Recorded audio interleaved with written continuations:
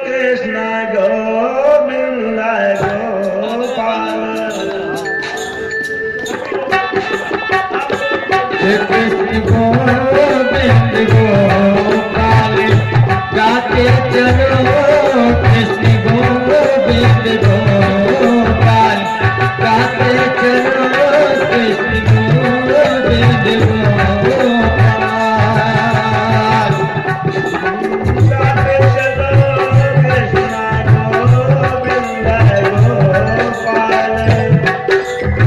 हे गाते चलो कृष्ण गोविंद गोपाल गाते चलो राधे गोविंद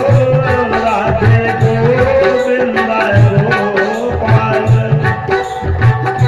हे राधे गोविंद गोपाल गाते चलो राधे गोविंद गोपाल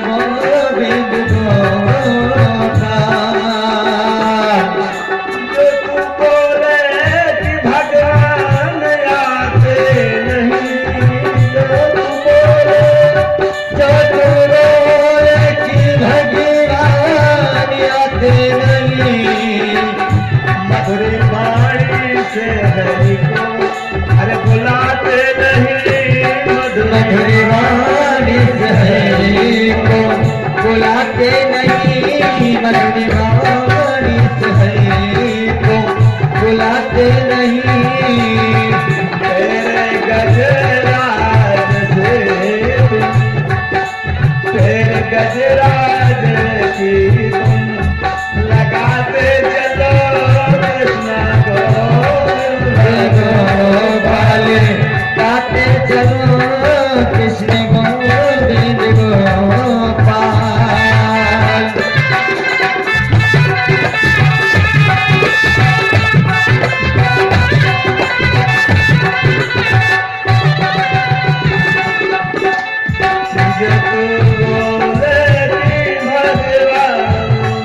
खाते नहीं जो तू भगवान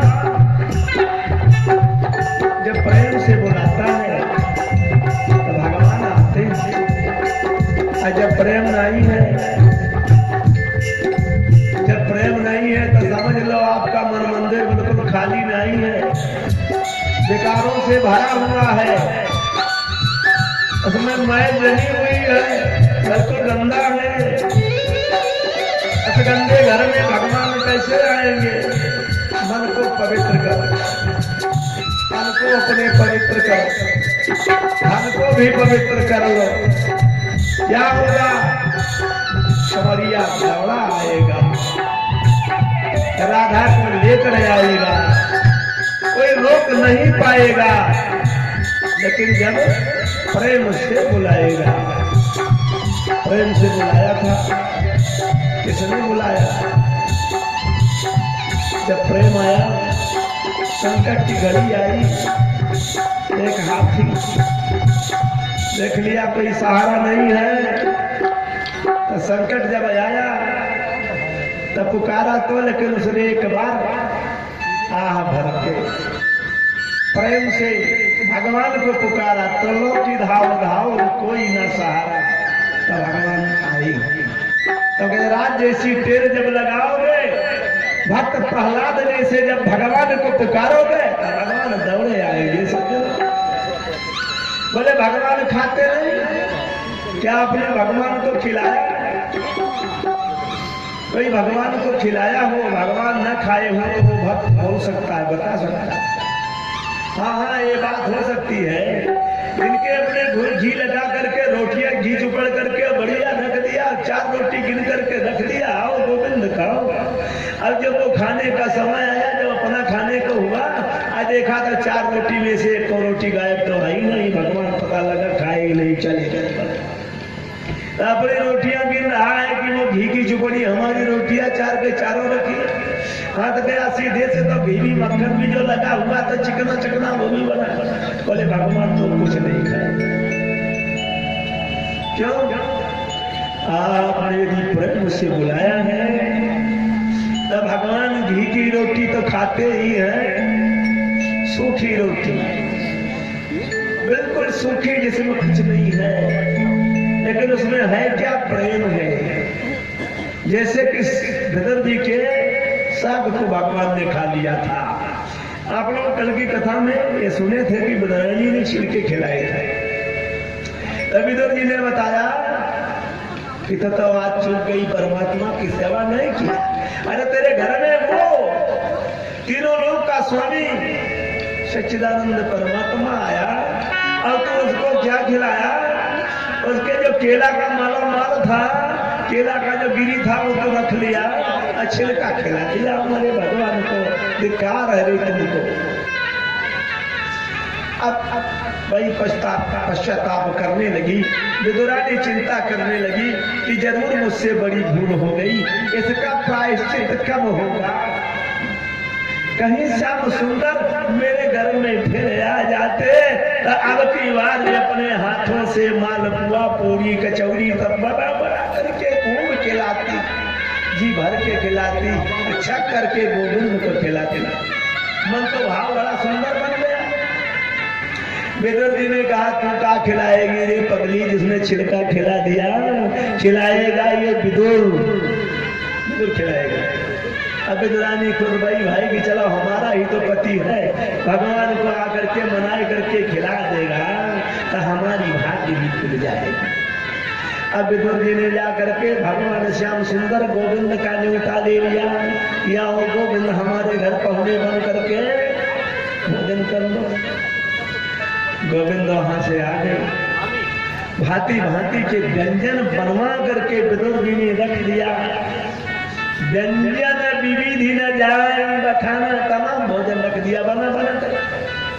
भगवान श्याम सुंदर आ गए भोजन पाने की, बड़ा बढ़िया उनका चरणों तक लिया और फिर अपने ही सुंदर वस्त्र से, अपने ही सुंदर गमछे से भगवान के चरणों को पोंछा, फिर उसको अपने सारे शरीर में लगाया, भगवान का चरणों तक पान किया, भगवान की पुष्पमाला आदि से उनकी विधिवत पूजा किया, भगवान के चरणों में दोनों प्राणी साष्टांग में दंडवत करते पड़े, अपने सारे शरीर को ही सौंप दिया। भगवान जो है चरणों को सौंप दिया। अब भगवान आए, दिव्य आसन लग गया। अब तमाम कटोरे हैं, कटोरियां हैं, थाली है, थाल है, सब बढ़िया विचित्र भांति भांति का व्यंजन रख दिया। सोचा विदुर जी ने कि बड़ी भाग्यवती एक दिन का चूका हूँ, अब आज बारी बारी से सुंदर सुंदर स्वादिष्ट भोजन कन्हैया को कराना है। भगवान हमारे श्री हरि बैठे। अब बैठ गए, जब भगवान सोचे अपने मन में कि बड़ा सयाना बड़ा बुद्धिमान विदुर है, आज यदि विदुर को वो कुछ करता नहीं हो तो विदुरानी फीकी पड़ जाएगी और रोज अपने विदुरानी को ताना देगा कि ले रे तूने छिलका खिलाया था, मैंने भगवान को खूब सुंदर पकवान खिलाए। अब भगवान थोड़े हंस पड़े विदुर जी के परोसने के लिए। अब विदुर जी हंसे में भगवान की चितवन, भगवान की हंसी, भगवान तेरी हंसी कमाल कर जाती है। भगवान की हंसी मंद मंद मुस्कनियां भी बलिहार सामने भूल गए सब कुछ। जब भूल गए तब होता क्या है कि सारा भोजन रखा रह गया, मालपुआ पूरी कचौड़ी बढ़िया फुलौरी सारा का सारा रखा है। लाते क्या है, एक चौराई का साग बना करके रख दिया था कि व्यंजन रमेश को भी रखेंगे। अरे भक्तों सारा सगोए उठा करके भगवान को खिलाते परोसते जाते। मेरे गोविंद कहते हैं तुम्हारे विदुर जी बड़ा मीठो है, बहुत सुंदर है, इतने सुंदर रसोई तो मुझे कहीं नहीं मिली। अब भगवान धीरे धीरे करके थाल भर का पूरा स्वाद ही चट कर दे। बोले वृंदावन बिहारी लाल की जय। अब अब चढ़ करके बड़ा मीठा हुआ करके भगवान जल्दी से आचमन किया और चंदन का जो है उद्वर्तन किया जाता, सब कुछ उनकी पूजा किया, चरण लागे। और भगवान बोले कि अब मैं चल रहा हूँ। भगवान जाते भय विदुर जी आए, देखा विदुरा ने, कहा क्या, कहा आज भगवान को हम भोजन कराए। इस प्रकार से भगवान को भोजन कराया जाता है। भगवान बड़ी प्रशंसा करके आज खाए हैं। अब पूरी कचौड़ी मालपुआ खा करके गए। विदुरानी ने कहा चलो देखिए कितना खाली हुआ। अब पूरी कचौड़ी मालपुआ तो सब रखा है। अब जब देखा तो साग थाली में जो पड़ोसा था उसमें भी साग है, और जो लाए थे वहां से भी साग ही निकला। विदुर को थपथपा करके अपने सिर को लगे परेशान होने, मेरे गोविंद मेरे कन्हैया, ये क्या तेरी जादू है, तुम्हारी लीला को कौन पा सकता है। इसीलिए कहा गया है कि साग विदुर घर खाए। भगवान श्री हरि साग, न विदुरानी चूकी न विदुर चूके तो दोनों चूके। अब आइए, कहा देखिए जो तू कहा कि 4 रोटी रख दिया घी लगा करके भगवान के लिए, ये 4 लड्डुए रख दिया।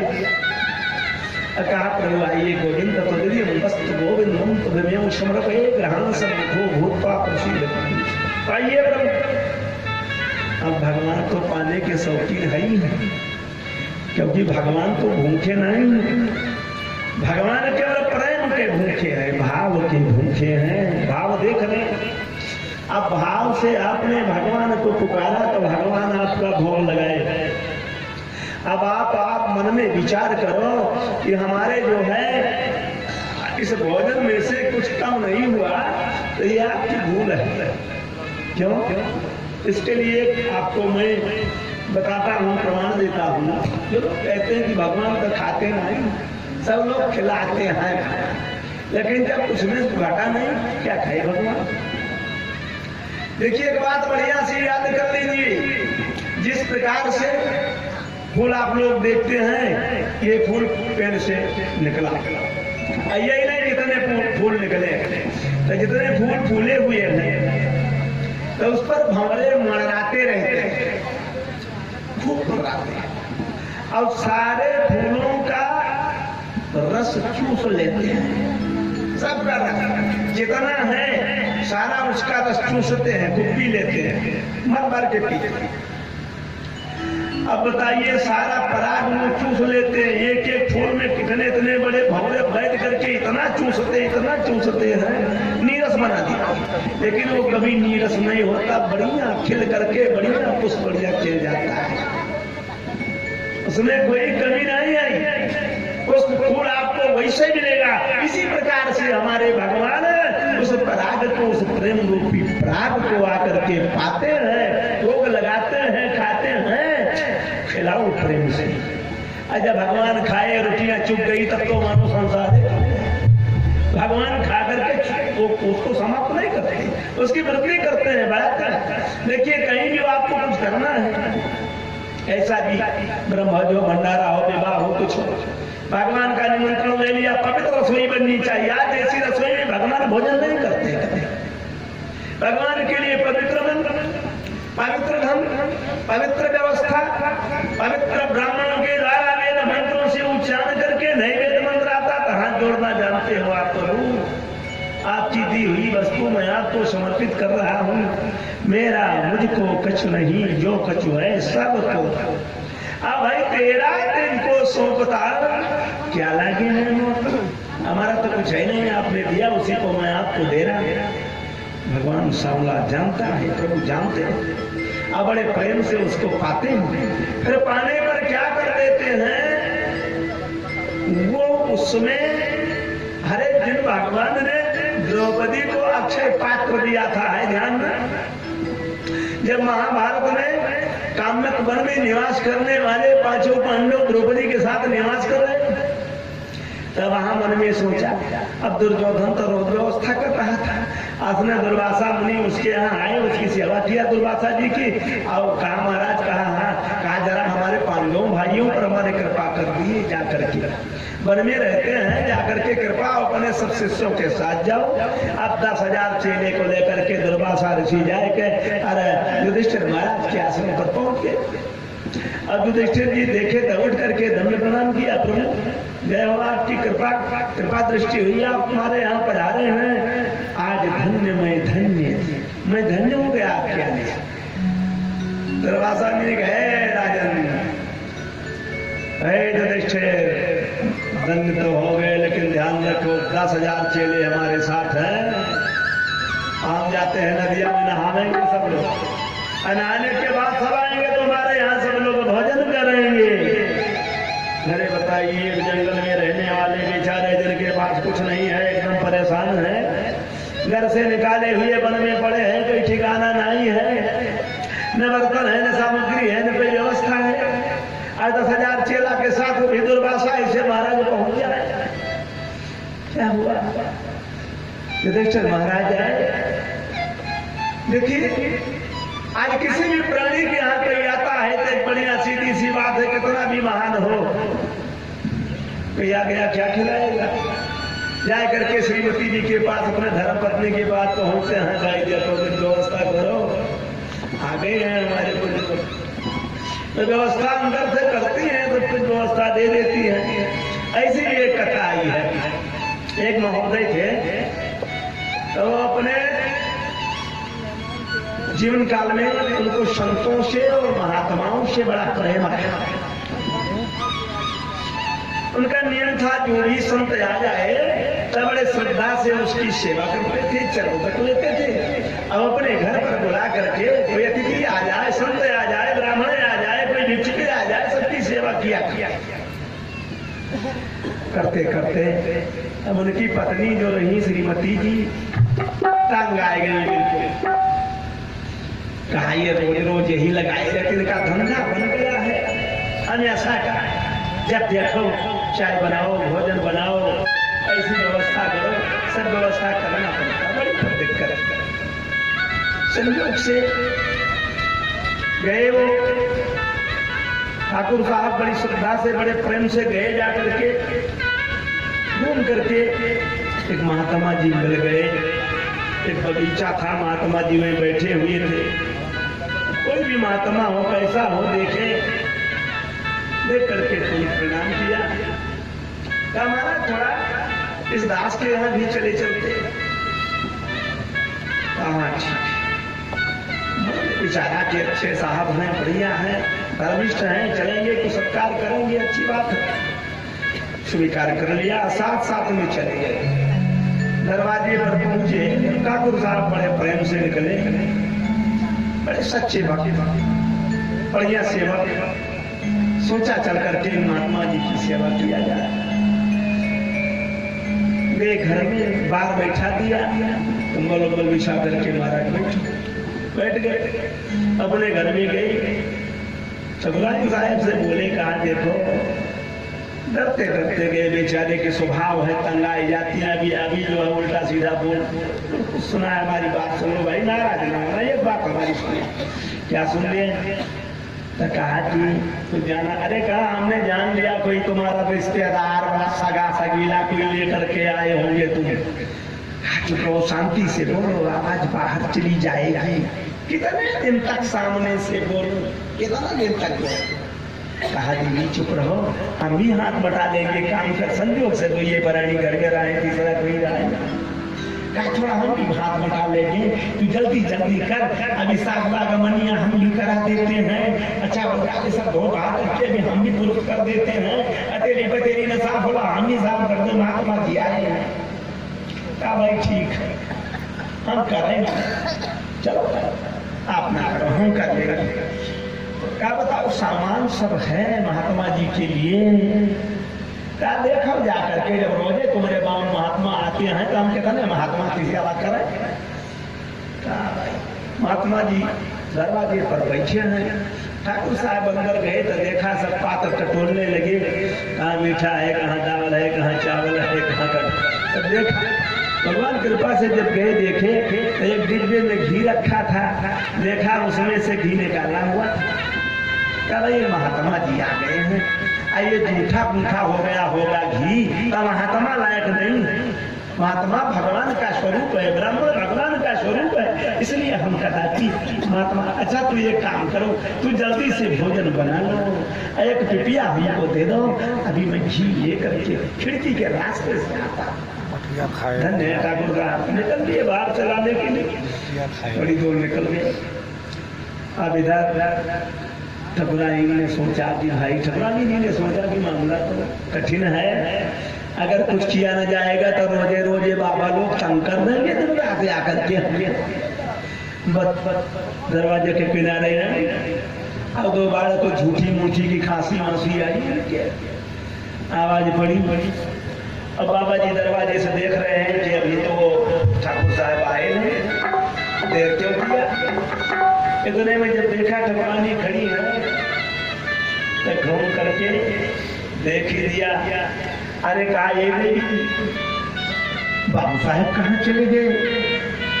हाँ बाबा, बाबू साहब को आप नहीं जानते हैं। कहा नहीं जानता।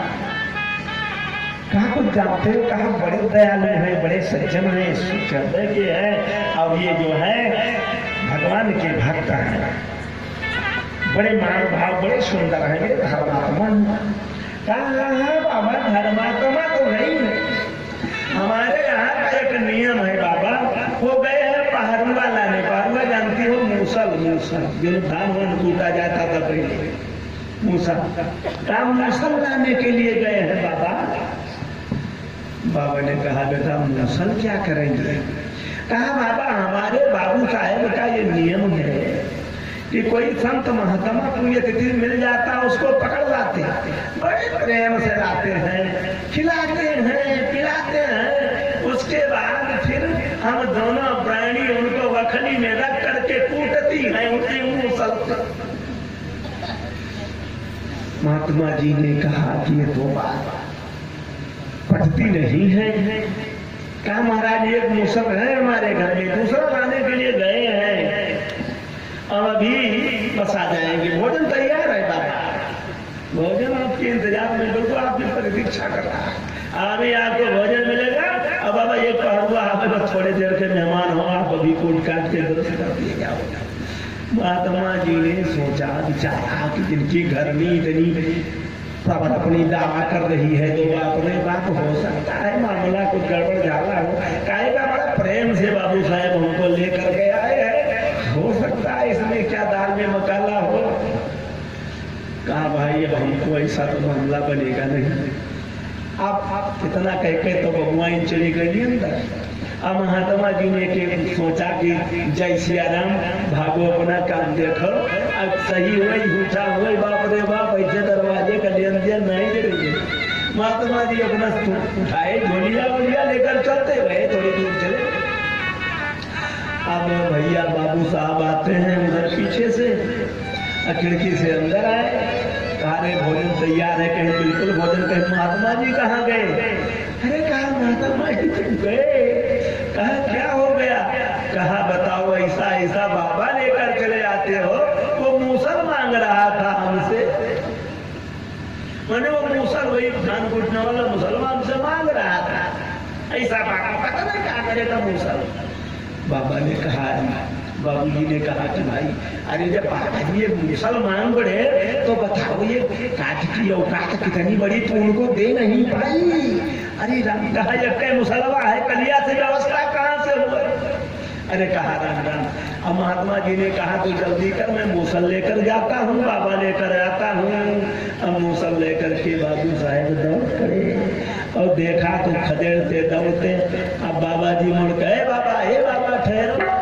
अब जब देखा ये मूसल दूर देखा, कहा बाप रे बाप आप भागो, तो बात सच्ची रही, वहां नहीं कूटने को पाया तो यहाँ कूटने को दौड़ा चला आ रहा है। अरे ये तो भगवान ने मुझको बचा दिया, नहीं यहाँ सब बंटाधार हो जाता। बोले वृंदावन में हरिलाल की जय। ऐसे मन को बना करके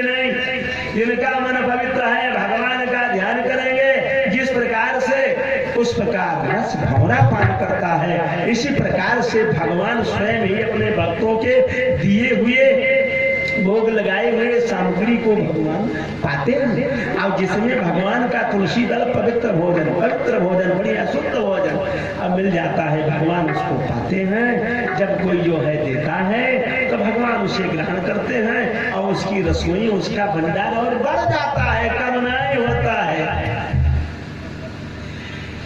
तो जब विदुर जी के यहाँ की वो कथा हुई है, विदुर जी और उद्धव जी मिले, दोनों भक्त मिले, भगवान के बारे में चर्चा हुई। आगे बढ़कर के कल की कथा में जड़ भरत जी की कथा, राजा रघुगण के पालकी में जोत दिए गए थे जड़ भरत जी महाराज। पंचम स्कंद के भागवत महापुराण पंचम स्कंद की कथा में राजा रघुगण और जड़ भरत जी की भेंट हो गई। परमहंस जड़ भरत जी भगवान के भक्त, भगवान के स्मरण में सदैव मगन रहते हैं। ऐसे जड़ भरत जी उस समय देखते हैं कि राजा रघुगण के पालकी में स्वयं जोते हैं। जब राजा ने डांटा तो कहारों ने कहा, महाराज हम सब वैसे ढोते हैं, लेकिन एक नया कहार की भर्ती कर लिया है। राजा रघुगण ने कहा कि अरे पालकी ढोले वाले कहा, क्या तू नहीं जानता है? अरे सोचता है तू कि बड़ा भारी राजा महाराजा सौवीर देश का नरेश महाराज रघुगण की पालकी है, तुमको मालूम नहीं है, तुझे कोई भय नहीं है, धमकाया। महाराज जड़ भरत जी ने कहा कि राजन किसको धमकी दे रहे हो? कहा अभी तुम्हारी चिकित्सा मैं कर दूंगा, दवा तुम्हारी अभी कर दूंगा। कहा कैसे? कहा अभी खूब धुनाई पिटाई तुम्हारी हो जाएगी। जड़ भरत जी पालकी को रोक दी, बोले देहाभिमानी राजा किसको धमकी दे रहा है? अरे तू देह का है कि देह तुम्हारी है? तू शरीर का है कि शरीर तुम्हारी है? पहले इसका उत्तर दे। तू किसको धमका रहा है? तू दंड देने का अधिकारी है। दंड किसको देगा? दंड उसको दिया जाता है जिसको अपने शरीर का ज्ञान हो, जिसे दर्द पीड़ा का ज्ञान हो, जिसे अपने शरीर का मोह हो कि मेरी शरीर है, कट जाएगी, छट जाएगी, मारी जाएगी, पीटी जाएगी, इसमें दर्द होगा। ऐसे व्यक्ति को दंड दे सकते हो। तुम किसको दंड दोगे? राजा मन में विचार किया रघुगण की भाई है तो बहुत तो कोई पहुंचा हुआ ब्राह्मण है, विद्वान है। का पालकी ढोने वाले कहाँ रहो, तुम लोग इस समय बैठ जाओ।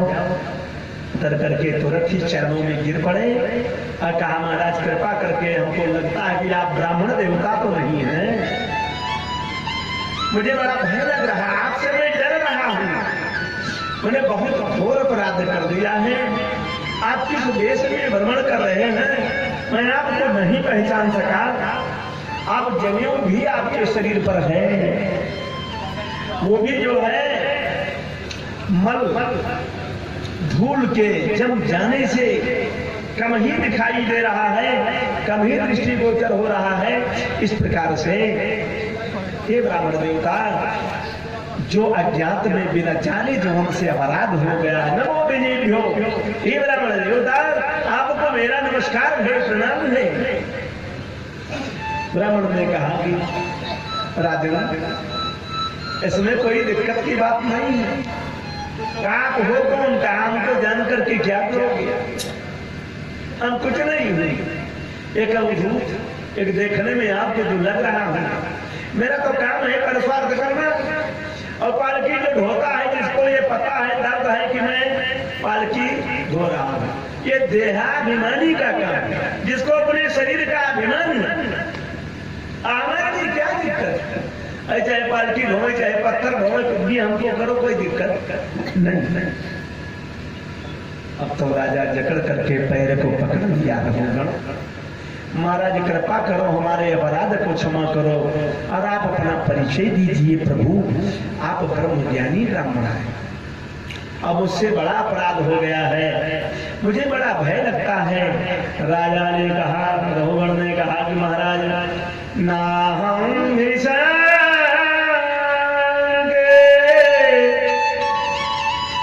शूरराज बाजरा। हे राजन, हमको कभी भी तनिक भी देवराज इंद्र के वज्र का भी भय नहीं है, जो महाराज दधिंगा अथर्वण ऋषि के हड्डियों से बना हुआ है। अजय इतना प्रभावशाली है कि जिसका प्रभाव कभी, उसका प्राण कभी व्यर्थ नहीं जाएगा, और उसका मारा हुआ प्राणी कभी जीवित नहीं बचेगा। अब मैं, मुझको ये देह का न ज्ञान है न भान है, मैं उसको भी नहीं डरता। न त्रजाक्षसूले न जमराज दंडम, न भगवान शंकर के त्रिशूल का मुझे भय है, न जमराज के दंड का मुझे भय है, न अग्निर्क, न अग्नि का, न सूर्य का, इनके सबके अस्त्र का मुझे कोई भय ही संसार नहीं में नहीं है। और केवल विमन से विप्रकुलावमानात्, एक डर है मुझे, तो खाली ब्राह्मण कुल के अपमान का डर है मुझे, संसार में और कोई डर नहीं। जड़ भरत जी ने कहा कि भाई राजा तो ज्ञानी लगता है, बड़ी व्याख्या, अपनी बड़ा परिचय दे रहा है अपने ज्ञान का, लेकिन इसके कुछ ज्ञान के कपाट को खोलना है मुझे। अभी इसमें बहुत कुछ बाकी है। कहा ये बताओ, प्रश्न तो तुम्हारा बड़ा अच्छा है, जो तू पूछ रहा है आज तो परमात्मा का कुछ भक्त भी लगता है, अच्छी बात है। राजा ने कहा महाराज मैं सब जानता हूं। देखिए चूल्हा, उस चूल्हे में लकड़ी डाल दी जाए, चावल को धुल करके और फिर पतीली चूल्हे पर रख दिया जाए, उसमें पानी रख करके आग लगा दी जाए, और गर्म हो जाए, खौलने लगे तो उसमें चावल डाल दिया जाए। तो क्या होता है, वो धीरे धीरे उस अग्नि के प्रभाव से, ज्वलनशील प्रभाव से वो धीरे धीरे गल जाता है, पक जाता है। इसी प्रकार से परमात्मा के बारे में है, जितना भी लगाव करोगे, प्रयत्न करोगे, परमात्मा की प्राप्ति होगी।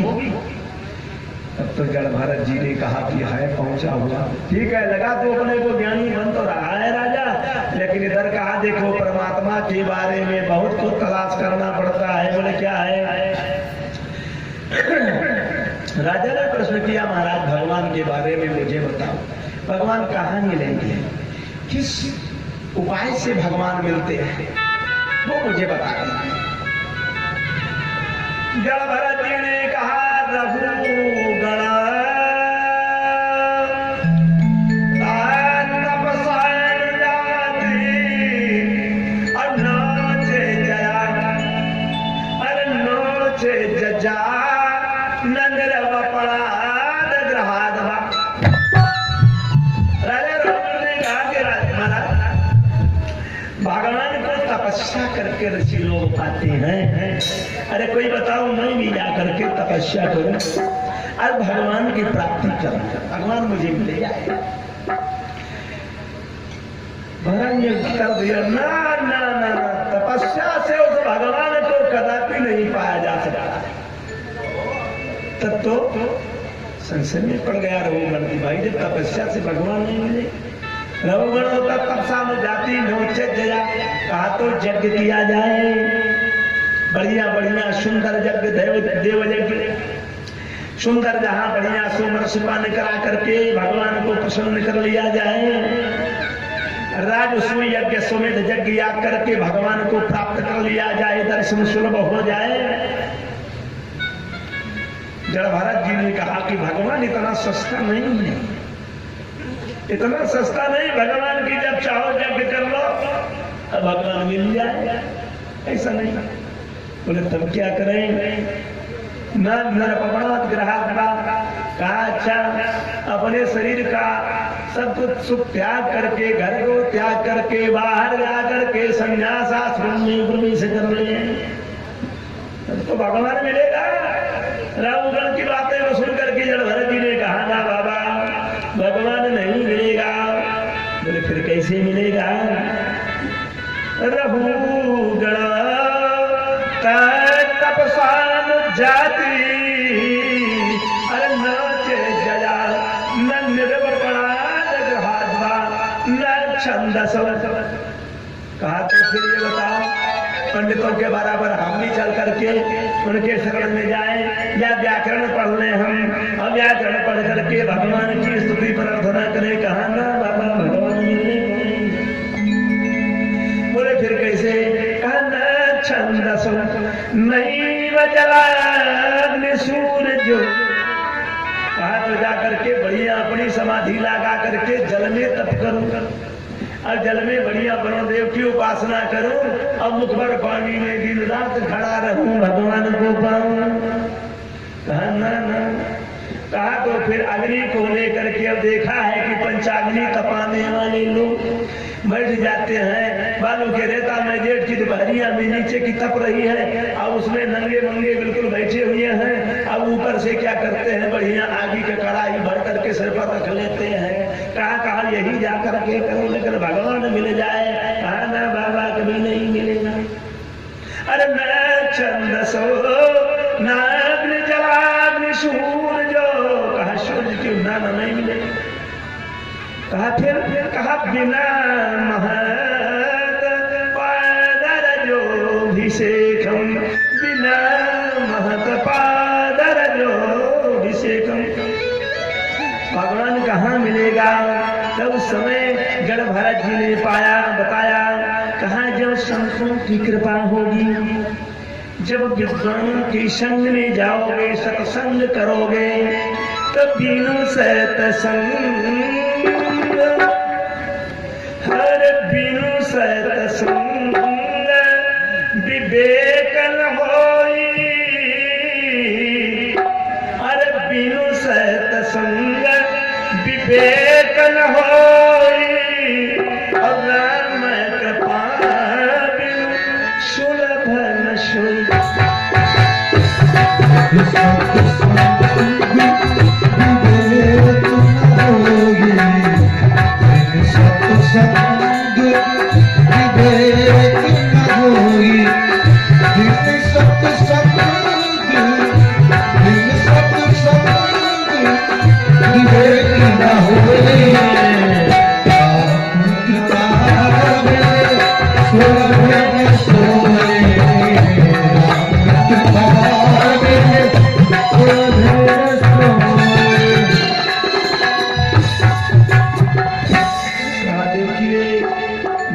सत्संग विवेक न होई।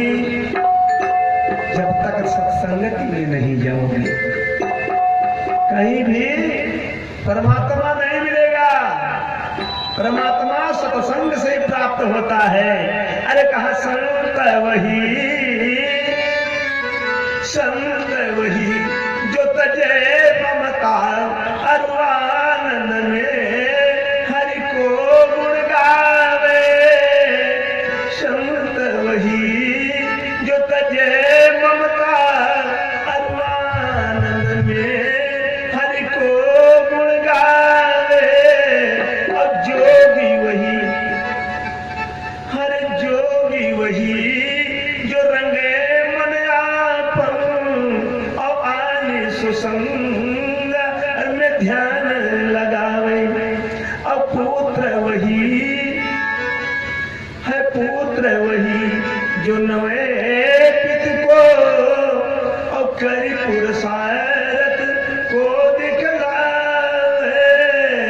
और द्रव्य वही हरि का जल जय, धन द्रव्य वही हरि का जल जय। और मित्र वही जो विपत्ति बचावे। संतों के संग लाग रीति अच्छी बनी, जो संतों का बन गया है, जो संतों के शरण में गया है, संत वो हैं कहा राम कथा सिया राम कथा शशि किरण समाना राम कथा शशि किरण समाना संत चकोर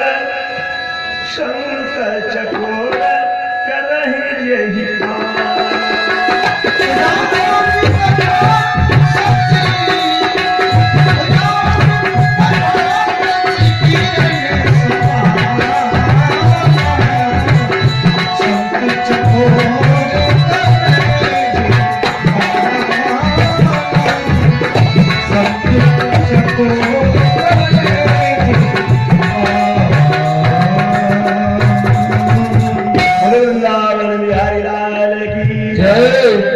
महाराज रघुगण को जब भरत जी ने बताया कि देखिए राजन वो परमात्मा भगवान से मिलने का सत्संग ही बहाना है, ठिकाना है।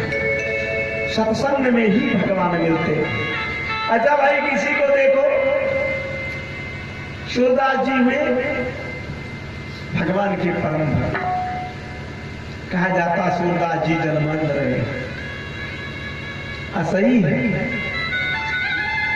तुलसीदास जी बिना माता पिता का, जन्म तो माता पिता से हुआ लेकिन संरक्षण नहीं किया माता पिता। कोई भी भक्त जब भी भगवान की कृपा सत्संग में सब कुछ प्राप्त होता है।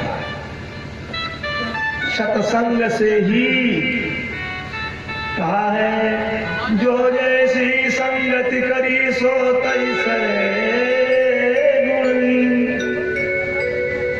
और कदली सी भुजंग मुख बूंद एक गुणती लियोनी सत्संग को भयो मलयागी चंदन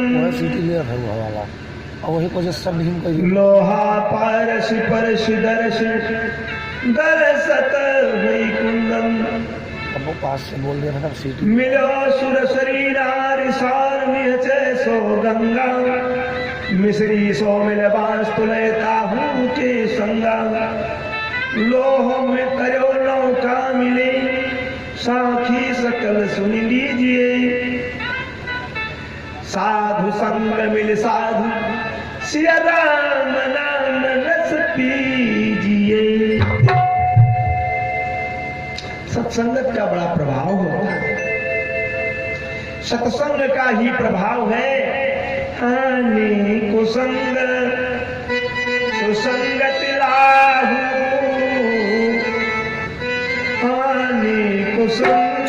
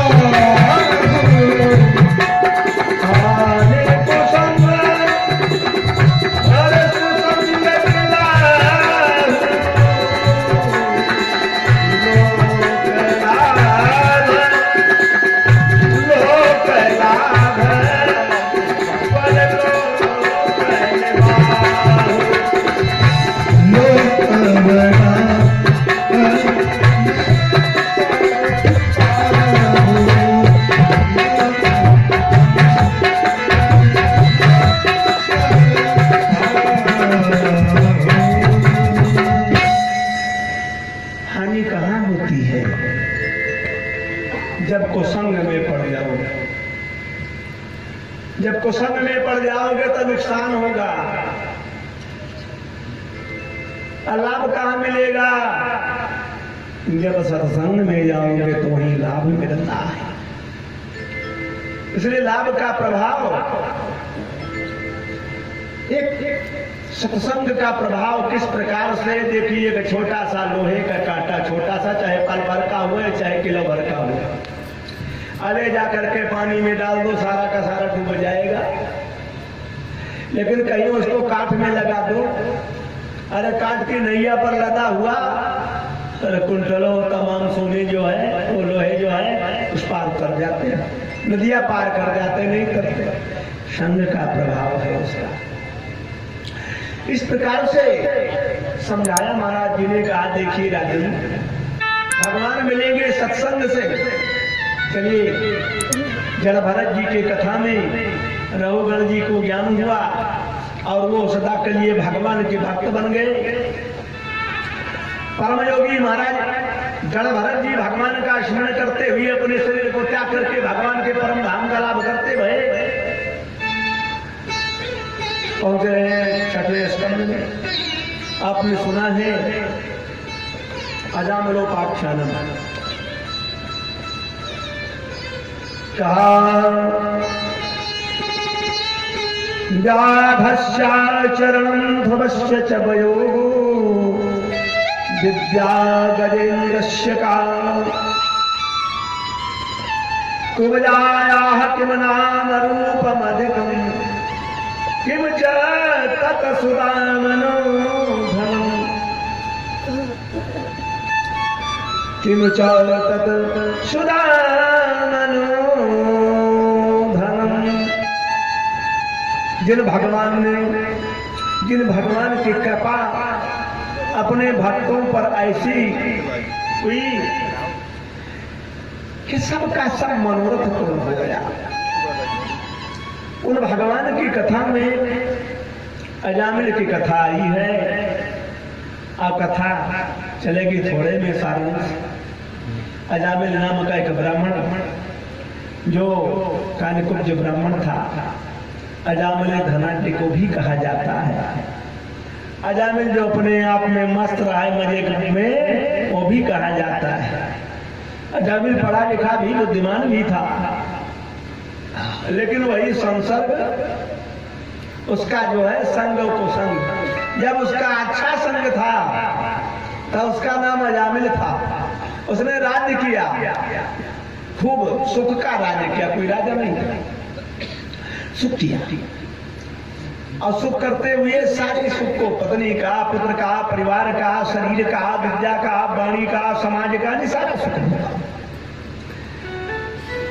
दुख से कम मिला। एक समय जब अजामिल भ्रमण करता हुआ जाता है, देखा एक वेश्या थी। वेश्या सुंदरी थी। कहा भी गया है कि वेश्या को रूप दी हो, मृग मृग दीनो सोहन सुगंध न दिहो, काबुल ऐसो देश जहां युगल पछारे धेनु ताहि दीनो में वायो करील ब्रज में दिहो। वेश्या को रूप दीनो, मृग मृग दीनो, रत्नाकर बुखार कीनो। भगवान की कृपा देखिए, उसके 9 पुत्र हुए। छोटे का पुत्र का नाम उसने रख दिया नारायण। और जब नारायण उसका इतना प्यारा बन गया, छोटे पुत्र से इतना प्रेम उसका बढ़ गया कि मानो यही भगवान की मूर्ति है। बड़ा प्रेम बन गया धीरे धीरे। अब उसको न देव न देवस्थल, न देव की जरूरत, न देवता की जरूरत है, न किसी की जरूरत है। वो उसी में अपना मन लगा लिया। संसर्ग से दूषित हो चुका था। समय आई, काल आ गया, मृत्यु का समय आया। उस समय यमराज के दूत आए और उसको मारने पीटने लगे, भयभीत करने लगे। और जब यमराज के डंडों की मार खाएगा तो याद आ जाएगी कि मैंने जीवन में किया क्या था। गिन गिन कर चुकता होगा, पूछेगा क्या किया तूने अपने जीवन में। अच्छा किया होता तो यमराज के दूत आते ही नहीं। दूषिता, उसी दोष से वो दूषित था। मारे पीटे जब काफी उसको दर्द होने लगा शरीर में, तो चारों तरफ देखा कोई सहारा नहीं है, तो ध्यान किसका आया? कहा दूरे किरण का सकता पुत्र नारायण भयं। उसका वो छोटा सा पुत्र जिसका नाम नारायण रखा था, वो बालक खेलते खेलते दूर चला गया था। अब जब दूर चला गया तो उसको वो सोचता है, मरते समय उसी की याद आई, प्रेम था उसमें, चिल्लाने लगा नारायण नारायण नारायण। अब नारायण नारायण करते हुए तो भैया बोला तो अपने पूत को रहा है, लेकिन भगवान की कृपा, नारायण तो भगवान का नाम निरर्थक जाएगा। तुरंत ही वहां से भगवान के दूत आ गए, श्री विष्णु भगवान के हरि के दूत आए और बढ़िया दिव्य रथ लेकर के आए और पहुंचे आकर के वहां जमराज के दूतों को डंडों से मार मार करके, वे 4 हाथ वाले वो 2 हाथों वाले, और पटका पटकी लड़ाई घमासान हुई, उनको मार करके पीट करके और जबरदस्ती लेकर चलते बने। जमराज के दूत जाकर के पहुंचे जमराज के पास, कहा महाराज दुहाई है सरकार की। बोले क्या है? कहा अब तुम्हारा नहीं चलेगा पृथ्वी पर। जबरदस्ती एक पापी को आए और भगवान के वो दूत आकर के जबरदस्ती हमको भी मारा पिछाड़ा लेकर के चले। जमराज जी भागे भगवान के पास पहुंचे कि भगवान क्या करें, अपनी ताला चाबी हम सौंप दें आप। अरे उस पर मेरा अधिकार था। अरे भगवान बोले क्या मैंने तुम्हें अपने घर का मालिक बना दिया, अपने खजाने का मालिक बना दिया? हमारा जो नाम लेता उसको भी नहीं छोड़ोगे? बताइए कितनी बड़ी बात। परम धाम को चला गया अजामिल। चलिए श्रीमन नारायण नारायण नारायण श्रीमन